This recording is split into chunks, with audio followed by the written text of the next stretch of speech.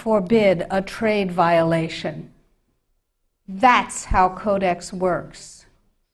Codex, according to the World Trade Organization and the Food and Agriculture Organization joint projections. Now, I didn't make this up. Please, if you unfastened your intellectual seatbelts, put them back on again.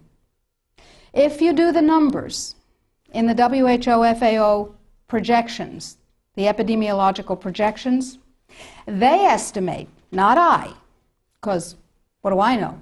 They estimate, they're the experts, that just the vitamin and mineral guideline alone, when it goes into global implementation on December 31st, 2009, will result in a minimum of 3 billion, that's B, bad, big, billion deaths.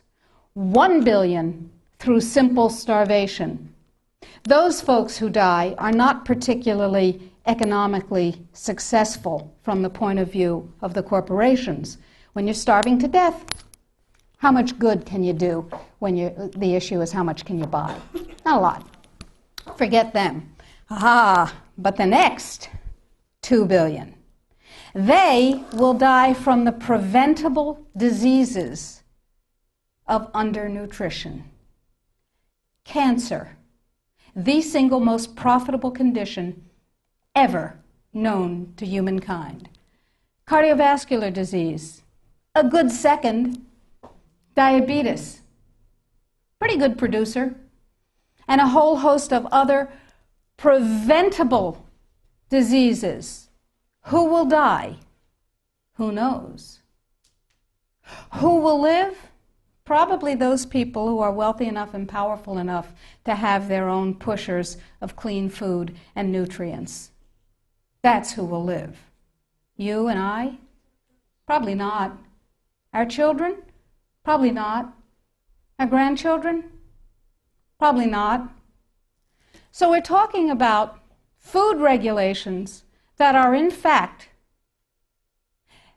the legalization of mandated toxicity and undernutrition. It will be illegal if there's a famine in, wherever there's a famine, to ship high nutrient density biscuits to that country, and it will be illegal to distribute them. That's what we're talking about. Codex is big and it's bad, but it's not invulnerable. So the point is that we have to protect ourselves, and I believe that we have to regain global leadership, which we have lost, surrendered, squandered, sold. No global. No, we have. We have sold. Just joining the World Trade Organization surrendered our sovereignty. However, parenthetically, I have a team of constitutional lawyers looking at the following question. Are we members of the WTO? Because if you remember from high school civics, the way you get a treaty to be a real treaty is to have it ratified by a 2/3 majority of the Senate. And the way we got into the WTO was they passed a law allowing Bill Clinton to fast-track us into the WTO. That's not a treaty. We're not in the WTO. All right. Yeah. Now, that's a piece of the battle. Tell George. We will tell George, but I don't think he's going to be relevant by the time we tell him. So that's a piece of it, but that's not going to save our lives right now, because do you know, picture in your mind a wasp or a bee trap where the insect voluntarily goes down the funnel and then can't get up out of the trap again? That's Codex. A regular law can be overturned, it can be repealed, it can be corrected by another piece of legislation. But once we become Codex compliant in any area, as long as we're members of the WTO, it can never be repealed, because we have lost the sovereignty to become un-Codex compliant as long as we're in the WTO. So it's like going down that funnel and not being able to get up out of it. So it's very important that we make sure that we do not become Codex compliant. But then we'll be hit with all those big trade sanctions and the country will be destroyed economically, right? No. Remember surprise? One of the principles of war? Remember mass, where you take your strength and put it against the enemy's weakness? Well, here's what we've done. We have a team of lawyers who have spent hundreds of hours with us pro bono. These are good guy lawyers. These two gentlemen and we have spent hundreds of hours studying Codex, understanding its weaknesses, a lot of weaknesses, and constructing a strategy which will take the sucker down. It will take it down. But I need you. You are people that other people come to for information about safe, healthy food and nutrients. You are ready-made dissemination points. You are the 1,000 million, 100 million points of light. Here's what is happening. Every country in the world has to be Codex compliant in order not to get hit by WTO trade sanctions, as I told you, if they're members of Codex in the WTO. And there are a few countries that are not, but I guarantee you they're not of any major significance. So, the question is, what does Codex compliance mean? Well, most people, most countries, most legislators believe that it means they have to adopt as their national standard on that particular subject what Codex ratified. But that's not the case any more than we're in the WTO. That's not the case either.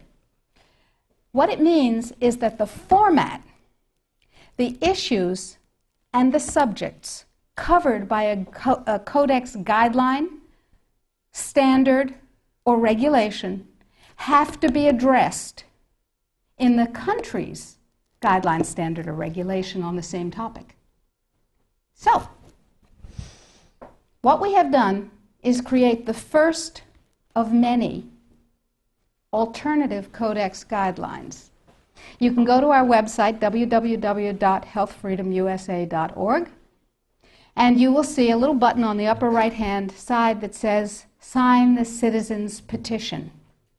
Now, to briefly digress, a citizen's petition is not like a grocery store petition that you sign and you bring to somebody and you say, I have 200,000 signatures, and they dump it in the wastebasket, because in their mind, it's one signature, you and your friends wrote 200,000 names.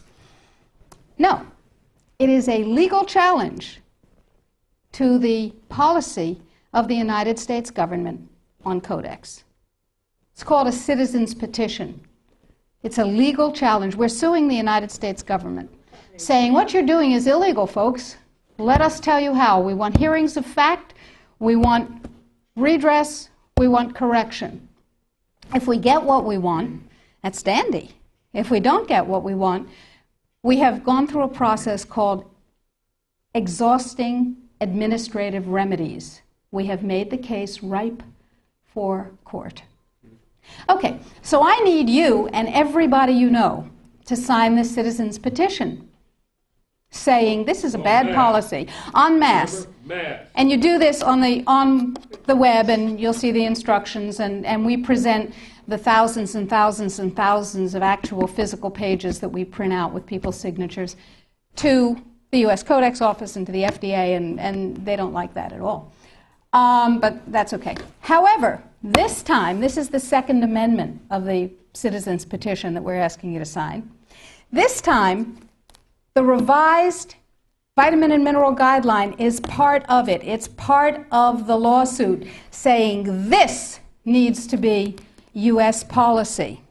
The more voices that say, this is what I want, and you work for me, Mr. and Mrs. Bureaucrat and Mr. and Mrs. Congressman, Mr. and Mrs. Senator, the more voices, the more weight. So step number one is read and sign the citizen's petition. Step number 2 is disseminate the